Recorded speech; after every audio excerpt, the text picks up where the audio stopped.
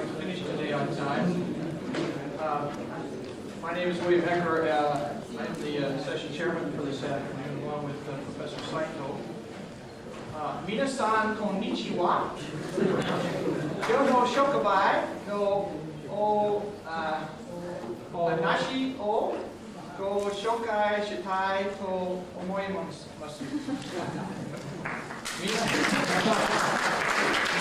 I would like to thank all the organizers, especially the Japanese, for allowing us to speak our language in your country. We'd like to start this afternoon and introduce this first speaker. The presentation comes from Korea.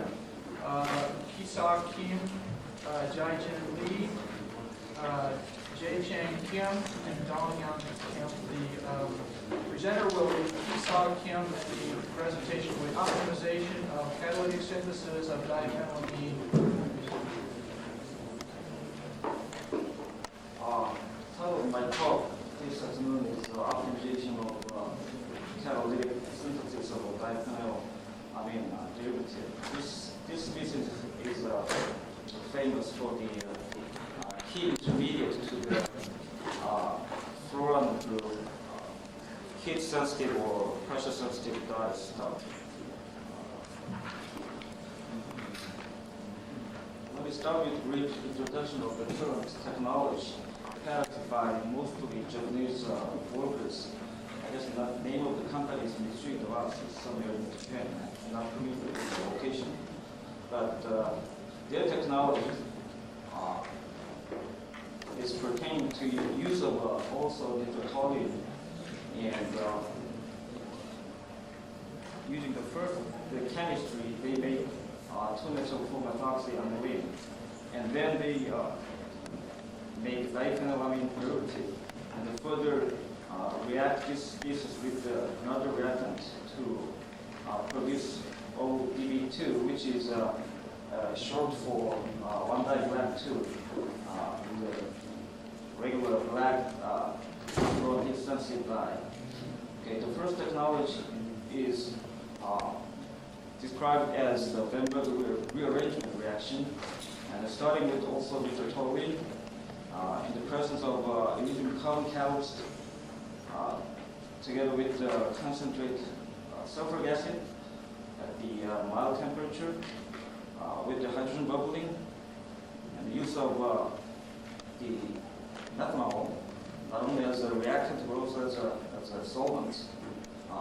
They claim that they could achieve about 85% of 2-methyl-4-methoxyaniline yield, together with a slight amount of also toluidine.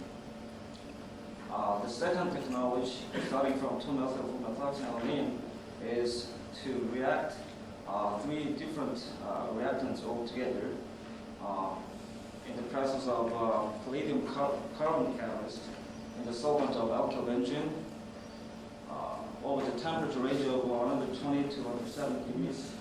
And this is 2-methyl-4-methoxydiethylamine, which we are going to tell you through my talk.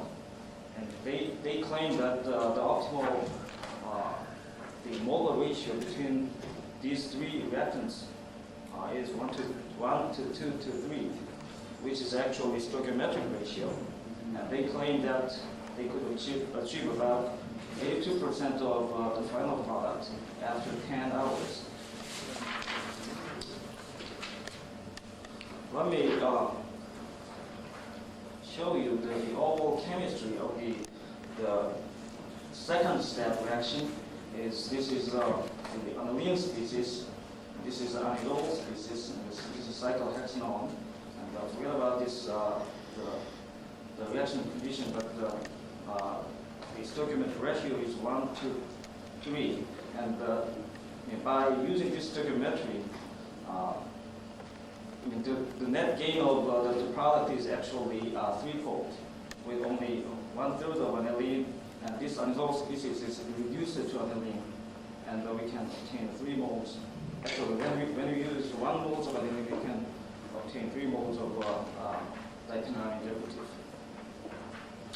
So we are currently trying to develop our own competitive process which can beat this Japanese technology. But we are not that much successful so far, but we'd like to show you and discuss our current results.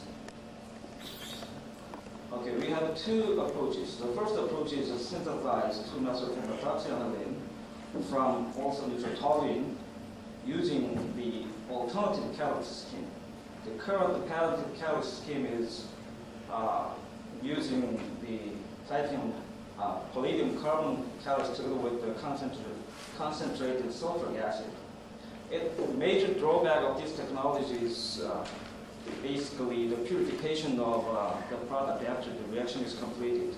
So we have some idea to replace this mixed catalyst system, which is actually a third catalyst, with a single heterogenized catalyst consisting of noble metals supporting the solid acid support.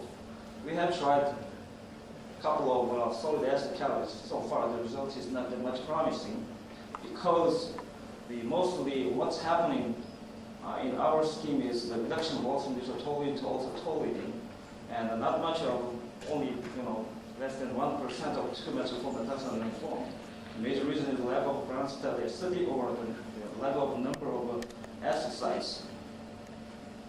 And the second scheme is we like to start with a para-aniline or phenol, and we are working on the methylation catalyst or methylation reagents. I'd like to show you the results that we obtained with the methylation reagents.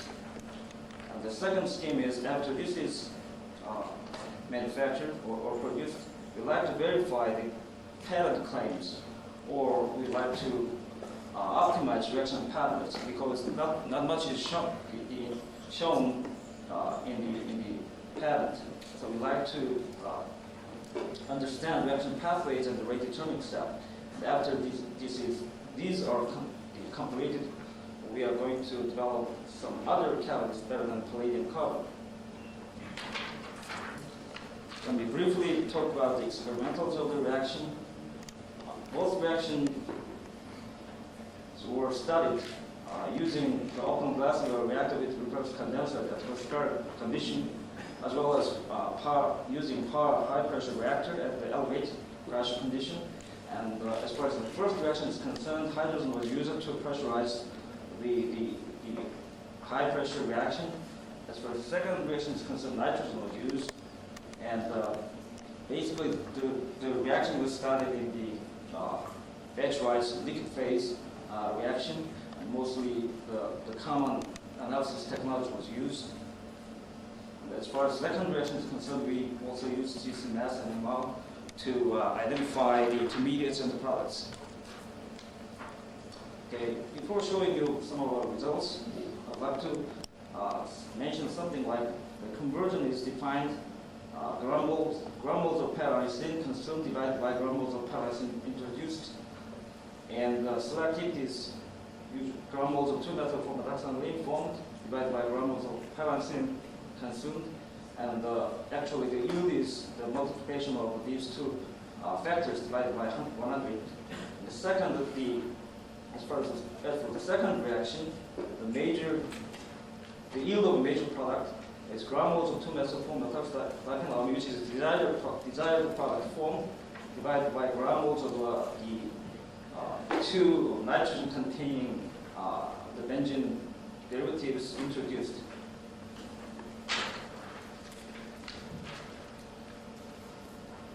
So, frustrated by the unsuccessful results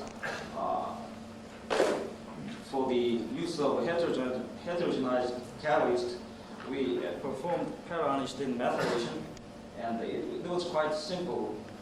As I wrote in the after my talk, the reaction was very fast, even after 2 hours. So the product was not the product, but some sort of a consumption of para-aniline at the level of 100%. But the selectivity gradually increased after 6 hours at atmospheric and 60 degrees C condition. And that could be, the end point could be shortened by the raising the temperature and raising the pressure. So in the high pressure reaction condition, I could achieve about 100% selectivity and conversion after 4 hours. Let me show you the relationship between the selectivity versus temperature. The selectivity increases versus temperature, while the conversion remains normally constant throughout the reaction. We also studied the selectivity versus dimethyl sulfate divided by 2 the parallel mole ratio, and the selectivity showed the optimum at the equivalent ratio between the dimethyl sulfate and the parallel state. So we could summarize the first part of the reaction, which is not a catalytic reaction, but some sort of a simple organic synthetic reaction, which could be served as some sort of useful results, while we can obtain some successful results for the heterogeneized catalyst. We can describe this reaction as follows. And to our knowledge, it hasn't been shown in the literature, nor in the organic chemistry textbook. So we would like to say that the contributions of this part of the study is 2-methyl-4-methoxyaniline could be synthesized with the excellent product yield with an equal molar amount of dimethyl sulfate, nearly 100% of conversion and selectivity at these mild reaction conditions. And the selectivity increased with temperature, and the maximum selectivity could be obtained at the equivalent ratio between the reactants. And the solvent shows the non-polar solvent showed the best performance. And compared with the catalytic reaction patented by the Japanese group, our reaction scheme still shows some advantage of a simpler reaction scheme, easier product separation, comparable reaction rate, and higher product yield. Going to the second part of the reaction, we studied the reaction of this product together with the anhydrol derivative together with cyclohexanone. We look at the product with the GC mass, and we figured out 3 different major products. And we tried to identify, this is mass 217 is a major coupling product between the 2-methyl-4-methoxyaniline and the cyclohexanone. So we also tried to characterize that product with the proton NMR, and we were pretty much successful. Also, we analyzed the final product, which is 2-methyl-4-methoxy diphenylamine. 213 is the mother parent molecule of the final product. We also worked with the NMR, and which is quite consistent with our GC mass data. And finally, we also look at some sort of overhydrogenated product, which is named as an N-cyclohexyl 2-methyl-4-methoxyaniline, which is a product of the reaction, the hydrogenating the coupling product with 1 mole of hydrogen. So this is 219, which is larger with the amount of 2 as far as the parent mass is concerned. We try to optimize our reaction condition, and we tried to verify the parent condition, but parent condition did not satisfy our expectation of 82% yield. Rather, we could achieve the quite satisfactory yield at the molar ratio of 1 to about 200. And we also look at the other parameters, which is the ratio between aniline and azole, which is quite consistent with the parent information. We also look at the catalyst amount. After the catalyst amount is about 0.1 gram as far as 5% PDC is concerned. I mean, we could duplicate the parent.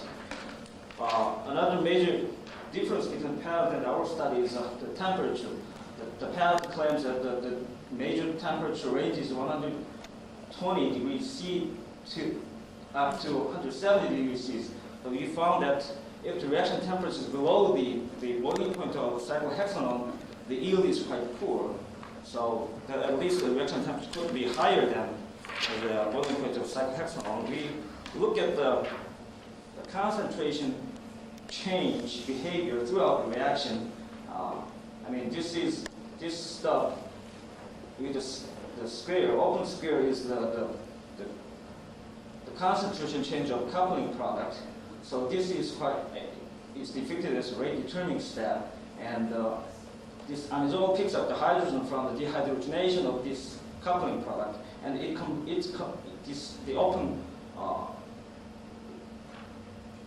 this stuff is converted to the aniline, and it reacts with the cyclohexanol to form this step again. We increase the concentration range by 10 times, and we could still observe the similar picture. So what we can conclude is, let me briefly go back to my previous transparency, and we concluded that this step is very fast even without the presence of a palladium catalyst. By adding 200 times of cyclohexanol compared to the aniline, we could obtain very fast reaction rate. This reaction is rather slow, and it's working as the rate determining step, and this reaction is very fast, so that this kind of cycle is repeated with the decreased stoichiometric number of the primary reactant. We look at the effect of the catalyst and the reaction temperature, but due to lack of time, I would like to briefly summarize the contribution of the second part of our study. We could optimize the reaction parameters, which is more specific and better than the patented the technology. We found that open atmospheric condition is better than the closed pressurized one, and we could obtain the 1 to 2 to 3 or 150 to 250, which is not equal to 1 to 2 to 3.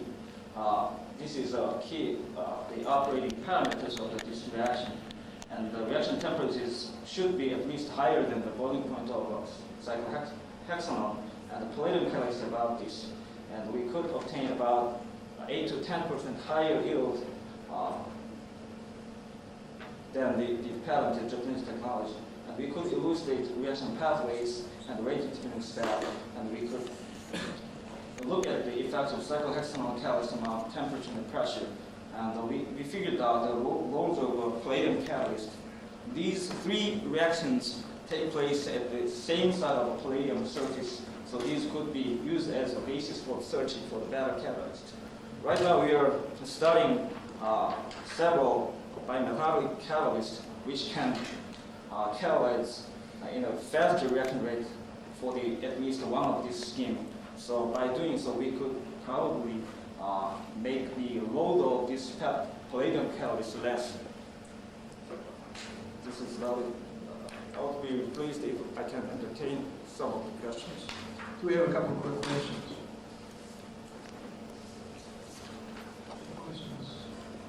Okay, if not, let's thank Mr. Kim for his presentation.